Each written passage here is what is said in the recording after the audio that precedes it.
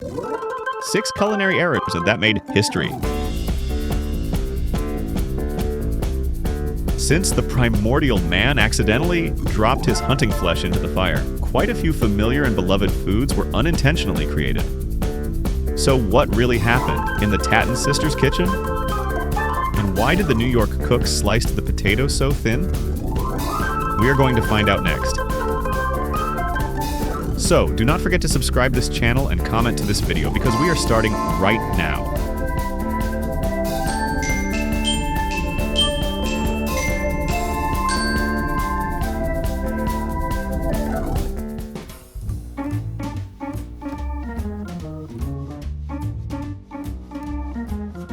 The founding event, which may have become the symbol of the culinary mistakes of all time, took place in the kitchen of the sisters Tatin in the year 1891. The two sisters ran a modest hotel in a small village in south from Paris and cooked meals for their guests in the hotel restaurant. One of them wanted to spoil her guests with apple tart, but forgot to pad the pattern with dough before placing the apples, sugar, and butter. It was only after the apples had grown so creamy that she discovered the circle of loose dough on the worktop. The experienced cook did not get confused, took the pan out of the oven, put the dough on the apples, and put it all in the oven for another baking. The successful result is turned on a plate, and the rest is history.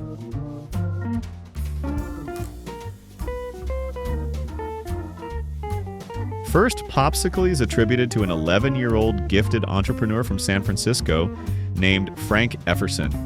In the cold winter of 1905, the boy had left a glass of raspberry juice, or perhaps some other soft drink, on the porch of his house for the night. The next day, he discovered that the glass had been frozen, and the drink that had turned to ice had come out of it completely, attached to the stick.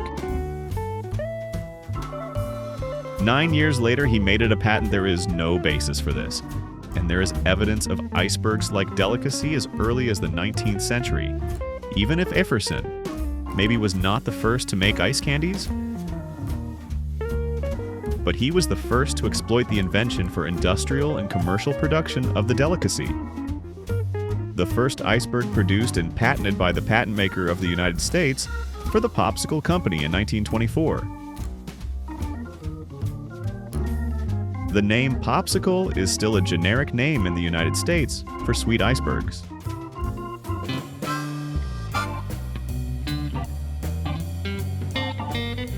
Chocolate chip cookies.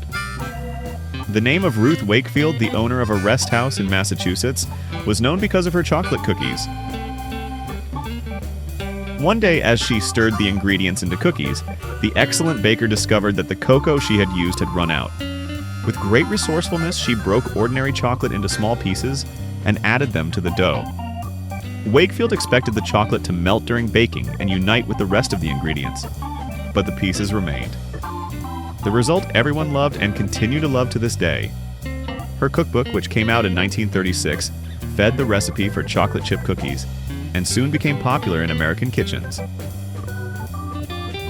During World War II, American soldiers from Massachusetts who received packets of chocolate chip cookies from their families exchanged them with soldiers from other countries. Soon the soldiers asked their families to prepare these cookies as well, and Wakefield was flooded with requests from all over the world to ask for her recipe. Thus began the worldwide madness about the chocolate chip cookies.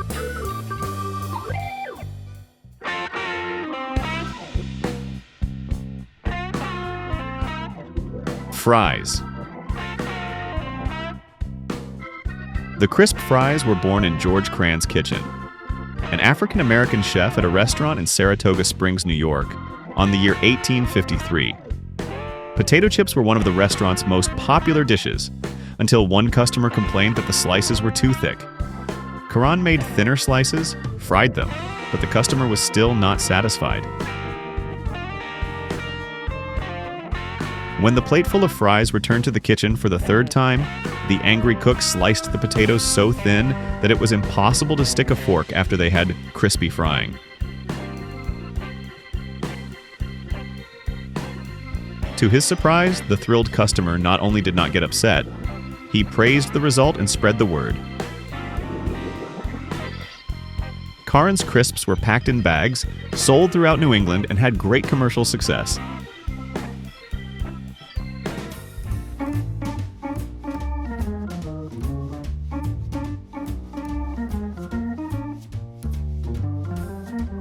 In the year 1894, Dr. John Kellogg and his brother, Will Keith, were perhaps the first health promoters, forcing patients in the sanatorium to have a severe diet that included abstention from meat, alcohol, tobacco, and caffeine.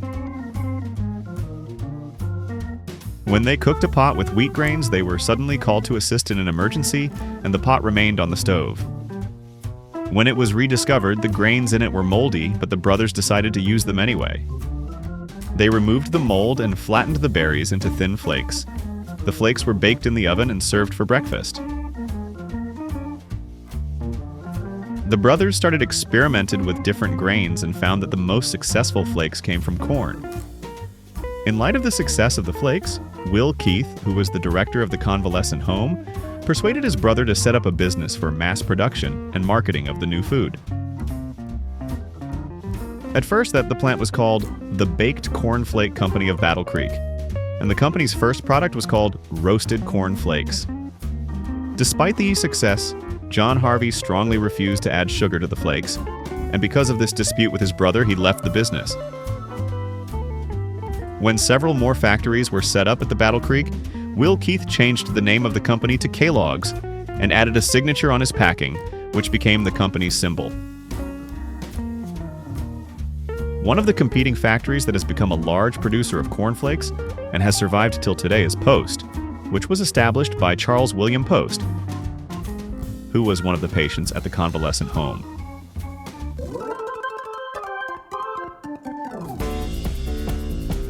When Pietro Ferrero, a baker from Piedmont, Italy in 1946, wanted to make a cake with a ganache, he had to use ground hazelnuts instead of chocolate, whose price was very high.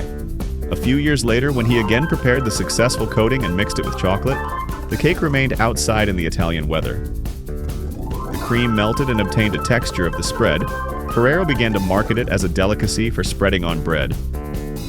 But it was only his son Michel who predicted his full potential and launched it as a global brand called Nutella, only 20 years later in 1964. I certainly hope that I was correct of the historical details. And if not, you can leave your messages in the comments below. And that is the reason. I remind you again to subscribe this channel and get the best food history videos on your main screen. See you on the next.